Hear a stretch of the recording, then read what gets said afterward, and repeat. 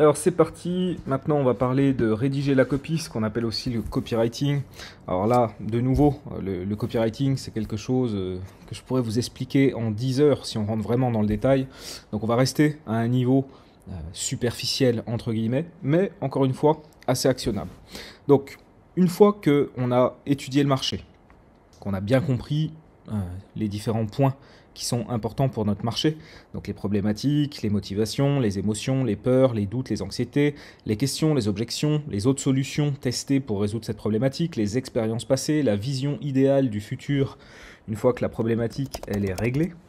Une fois qu'on a étudié ensuite la concurrence, qu'on a bien compris comment les autres se positionnent, leur proposition de valeur, les bénéfices mis en avant, les caractéristiques de leur offre, le segment de marché privilégié si il y en a un, les garanties, les limites de risque, les facteurs de crédibilité, le call to action.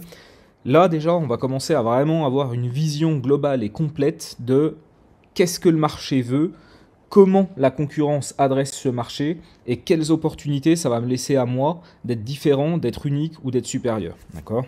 Ensuite, on a construit une offre irrésistible sur la base de tous ces éléments qui fait qu'on a quelque chose qui est puissant et sur lequel on va pouvoir s'appuyer.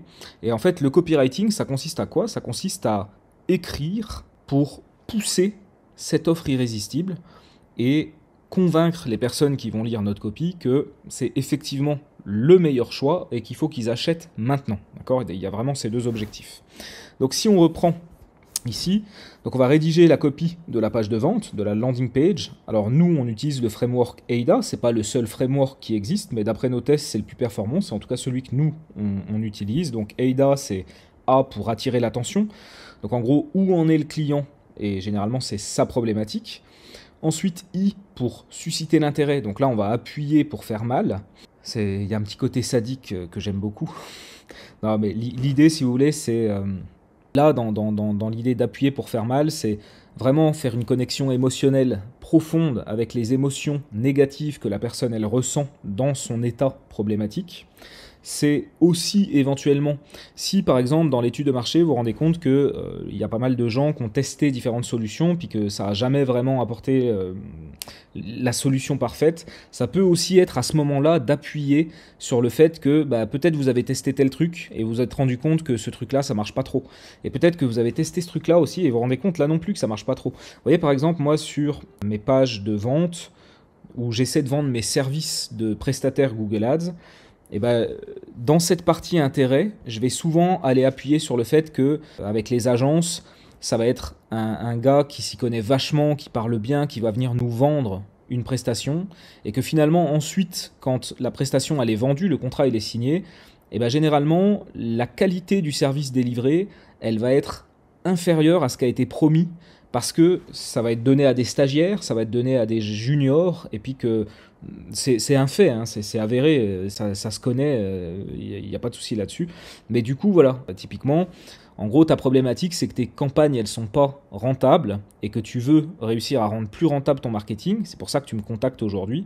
Et ensuite, pour aller appuyer là où ça fait mal, je vais expliquer que voilà, les agences qui sont partenaires, les grosses agences, elles écoutent les recommandations de Google et elles sont tenues contractuellement de les appliquer. Donc il faut mettre du Pmax partout, il faut mettre des enchères intelligentes partout. Tant pis si c'est pas rentable pour le client, il faut tout mettre des mots-clés en large, il faut surtout plus segmenter, alors qu'en vrai c'est tout le contraire qui fonctionne encore aujourd'hui. Je dis pas qu'il y a des cas de figure où ça marche pas, mais dans la plupart des cas, dès lors que des comptes sont mis en place en full automatique, full broad, etc., les résultats sont nettement moins bons. Ça, c'est un fait. Le fait que, effectivement, on vient nous vendre monts et merveilles au moment de signer un contrat et qu'après, derrière, les personnes qui s'occupent de ça, c'est des juniors, ça, c'est un fait, c'est un truc qui remonte tout le temps. Je pourrais aussi appuyer sur le fait que, voilà, finalement, les agences, bien souvent, c'est des exécutants, mais sur la partie stratégique, ça manque cruellement de conseils. Ça, c'est des feedbacks que j'obtiens d'entreprises qui viennent nous chercher sur la partie stratégie Google Ads et qui sont déçus de leur agence parce que finalement ils font ce qu'on leur dit mais ils viennent pas nous dire comment faire mieux. Donc voyez comment finalement dans cette partie intérêt on va appuyer sur la douleur, le fait que tes campagnes elles sont pas rentables, si je reste dans le même exemple, ça c'est important d'appuyer dessus, d'expliquer que d'année en année tu vois que le retour sur investissement de tes campagnes il arrête pas de baisser et que du coup voilà il faut appuyer là où ça fait mal et c'est aussi un moment privilégié pour encore une fois pouvoir aller taper entre guillemets sur les autres solutions du marché qui n'ont pas marché et expliquer pourquoi. Et ensuite, ça va nous amener à faire une transition en disant, voilà, une fois que je t'ai dit ça et qu'on est d'accord sur le constat, maintenant, je vais pouvoir t'expliquer pourquoi ma solution à moi, elle est supérieure. Et donc là, on commence à arriver dans la partie désir. Donc on a la solution, plus voilà ce que tu vas vivre quand tu n'auras plus ta problématique grâce à notre produit. D'accord? Donc en gros, si j'essaie de reprendre le même exemple, d'abord je commence avec l'attention. Donc l'attention, c'est t'en as marre de voir tes campagnes qui sont de moins en moins rentables chaque année. Tu vas finir par fermer boutique et devoir licencier des gens parce que le marketing te coûte de plus en plus cher. Boum! Là, ça, c'est ce que les gens se disent. Et si je le sais, c'est parce que j'ai étudié le marché. Je ne l'ai pas inventé au doigt levé. D'accord? Ensuite, derrière, je commence à appuyer pour te faire mal en disant voilà, tu as sans doute essayé des agences, alors on te promet monts et merveilles, et puis finalement, tu te rends compte qu'à chaque fois, on t'a promis monts et merveilles, mais dans la réalité, on est loin du compte. C'est des juniors, ils vont pas te challenger, ils vont simplement être des exécutants, etc.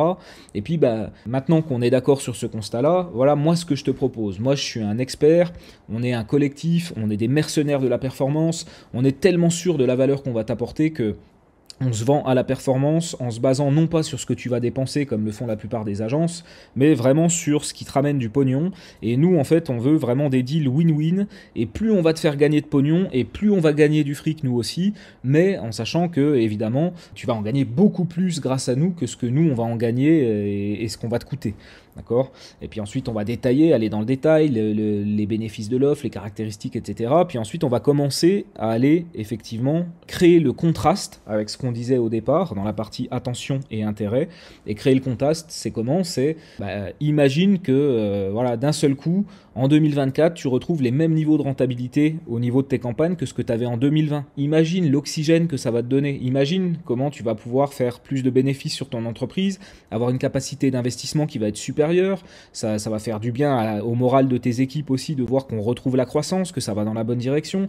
Toi, en tant que chef d'entreprise, tu vas arrêter de mal dormir, de te réveiller la nuit en mode putain, comment je vais faire avec la boîte, etc.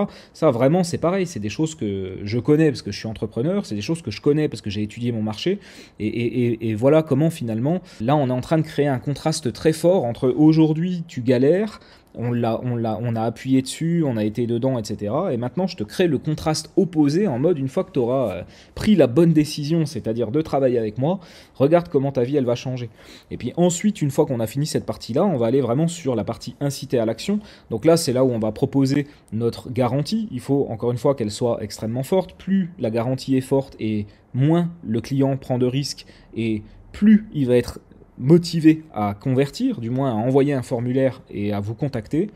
À ce moment-là, on va aussi essayer d'aller ajouter de l'urgence parce que plus les échéances sont longues et moins les gens se décident. Donc si vous ne mettez pas d'urgence sur votre page, les gens vont se dire « Ah ouais, c'est intéressant, bon, je vais y réfléchir ». Par contre, si sur votre page, vous mettez une offre en mode, si je reprends un peu mon exemple, admettons que je dise « Voilà, moi je prends plus de nouveaux clients ».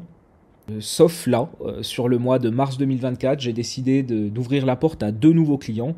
Et voilà, si vous envoyez une demande d'ici le 31 mars, il y a 80-90% de chances qu'on puisse travailler ensemble.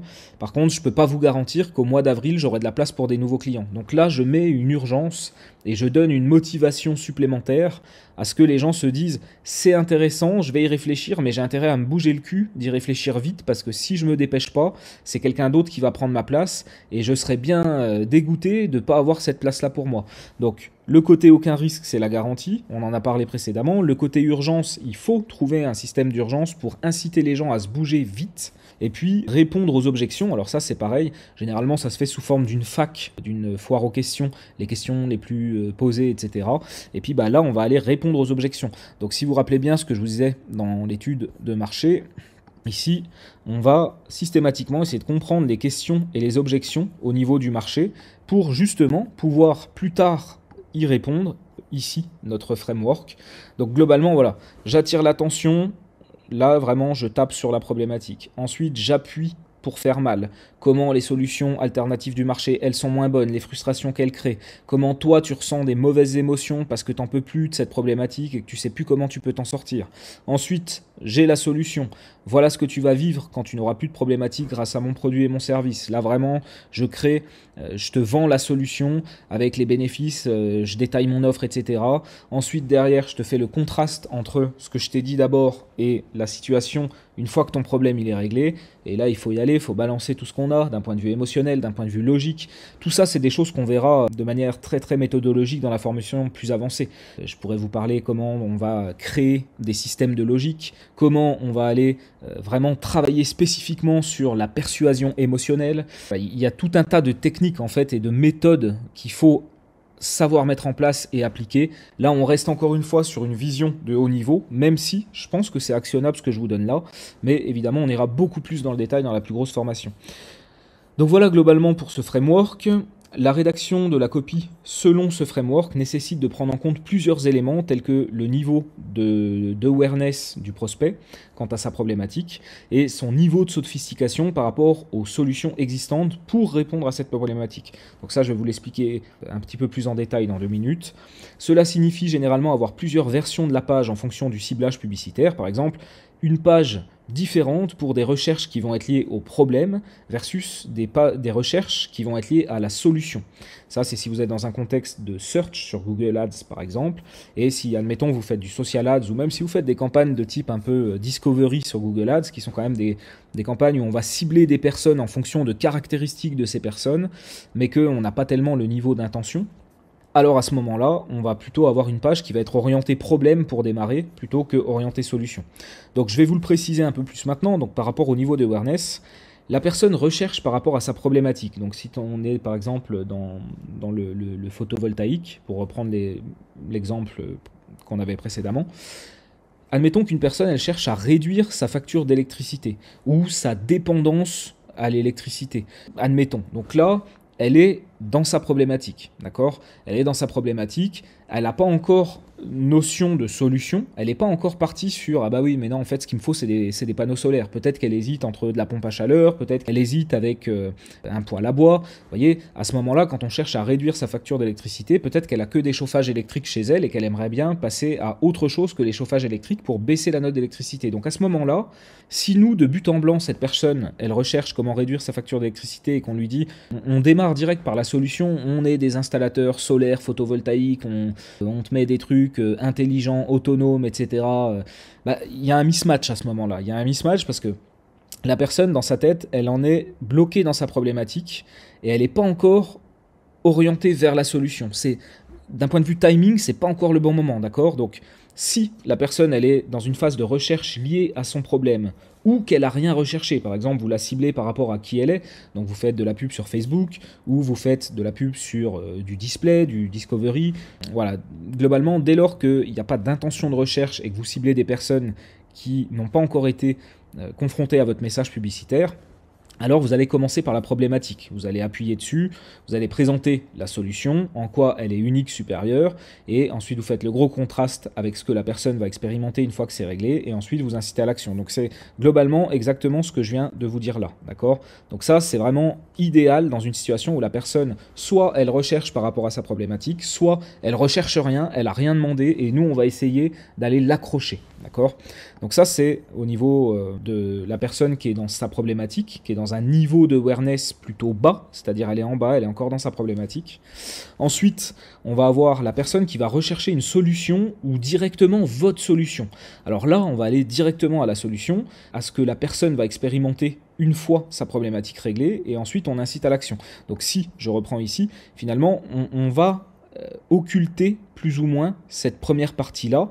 Pourquoi? Parce que la personne, elle est déjà dans un niveau de awareness où elle n'en est plus à savoir comment elle va faire pour réduire sa facture d'électricité.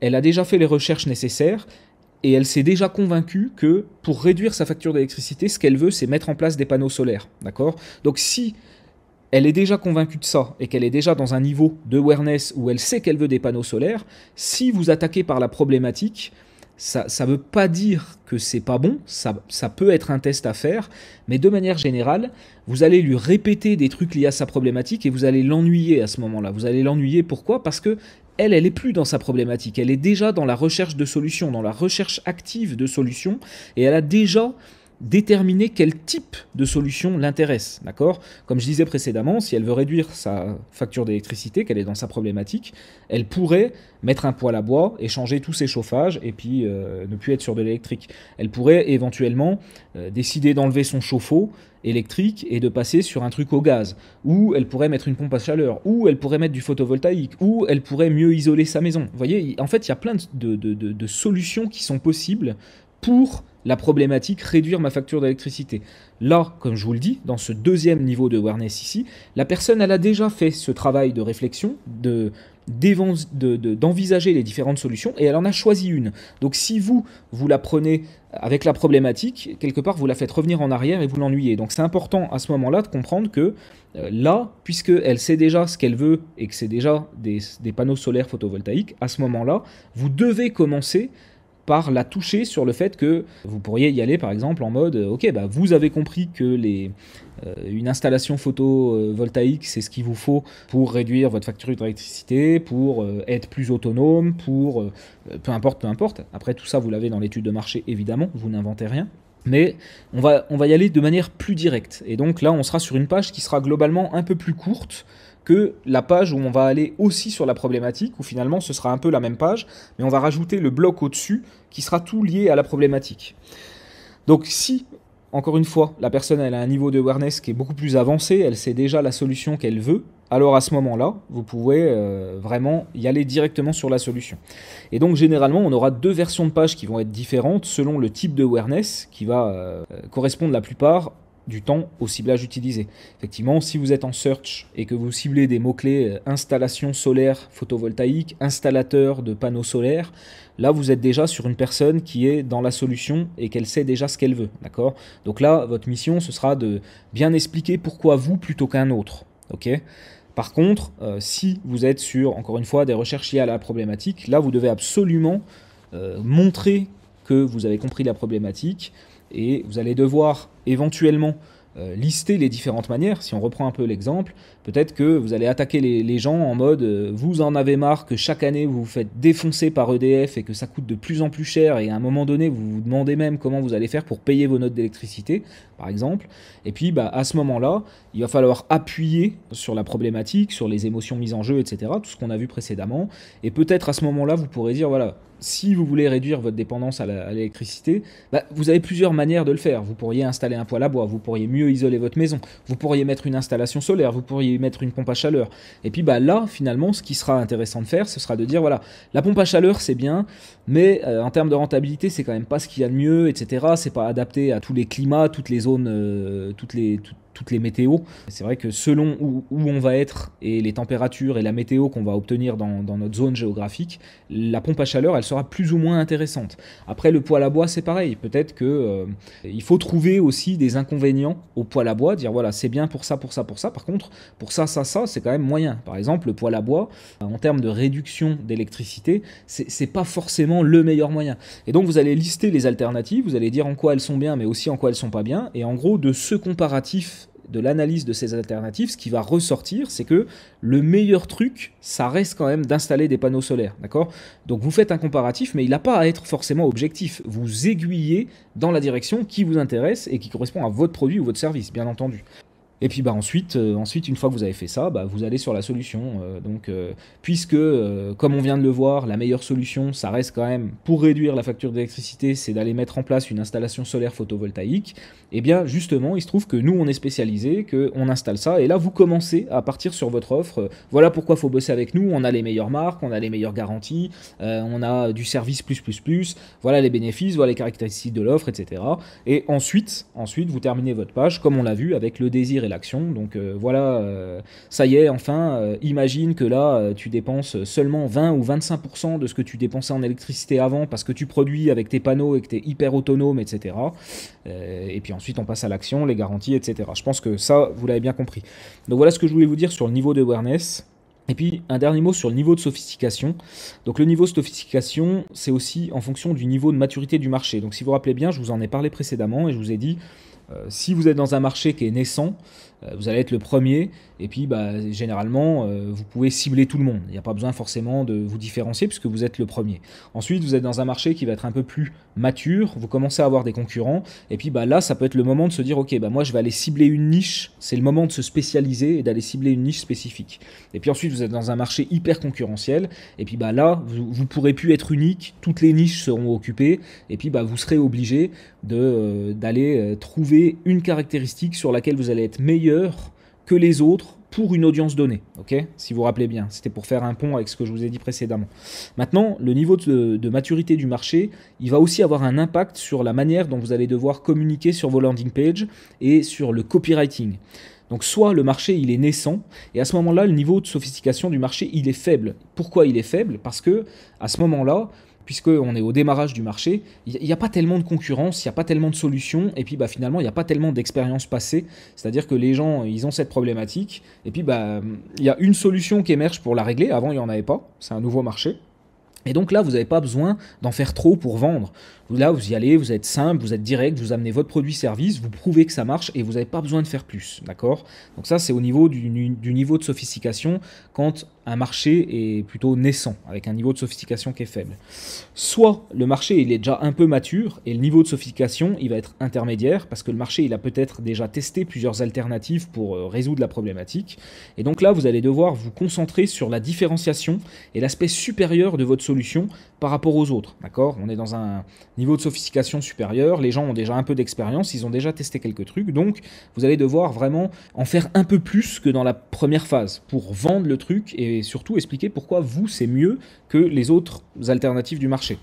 Et puis si vous êtes dans un marché qui est très mature, très compétitif, avec un niveau de sophistication qui est très important, peut-être les gens pour résoudre cette problématique ils auront déjà testé 2, 3, 4 alternatives, alors là il va falloir plutôt miser sur l'innovation et sur le fait que vous apportez un truc qui est nouveau par rapport à tout ce qui existe précédemment. Vous avez une innovation ou un nouveau concept qui fait que votre produit ou service va permettre de résoudre la problématique de manière plus facile, plus rapide, plus complète que tout ce qui existait jusqu'à présent. Donc vous voyez que le framework de base, c'est celui-là, mais encore une fois, il va falloir quand même tenir compte du niveau d'awareness, du niveau de sophistication, et en fonction de l'awareness et du niveau de sophistication, si par exemple en awareness, le client il est très aware, peut-être que cette partie-là, en fait, vous parlez plus de la problématique, c'est pas pour autant qu'il ne faut pas attirer l'attention et susciter l'intérêt, mais au lieu de le faire sur la problématique, vous le ferez directement sur la solution. Et puis, en fonction du niveau de sophistication, la partie on a la solution, là, il faudra être vraiment différent aussi. Si on est sur de la sophistication simple, on a la solution, vous prouvez que ça marche et il n'y a pas besoin d'en faire plus, il n'y a pas besoin d'en faire des tonnes. Vous êtes dans une sophistication plus importante, il va falloir en faire un peu plus et puis comparer par rapport aux autres solutions et puis prouver que effectivement vous avez un truc qui est meilleur ou différent. Et si vous êtes dans un niveau de sophistication qui est très avancé, un marché très compétitif, là vraiment il va falloir arriver plutôt avec une approche novatrice du genre voilà, toutes les autres solutions elles marchent pas. Pourquoi? Parce que en fait, elle se concentre sur cette problématique-là, mais le vrai problème, il n'est pas là. Le vrai problème, en fait, nous, on l'a compris, c'est ça. Et notre solution, contrairement à toutes les autres, elle a compris que c'est ça le vrai problème, et c'est ça qu'on va aller régler, plutôt que de se concentrer sur le problème de surface qui est superficiel, et qui, dans le fond, n'est pas le vrai problème. Vous voyez ? Voilà ce que je voulais vous dire sur l'aspect copywriting. Ça reste très théorique, même si j'espère qu'à travers tout ça, c'est quand même assez actionnable et que vous allez avoir appris pas mal de choses et que ça va vous inspirer pour pouvoir aller rédiger des copies bien meilleures que ce que vous avez aujourd'hui. Et encore une fois, là, on est dans l'approche théorique avec quelques exemples et on ira vraiment dans le détail, étape par étape, l'approche méthodologique drôlement beaucoup assistée par l'intelligence artificielle dans la formation qui est plus grosse et qui sortira plus tard dans l'année 2024.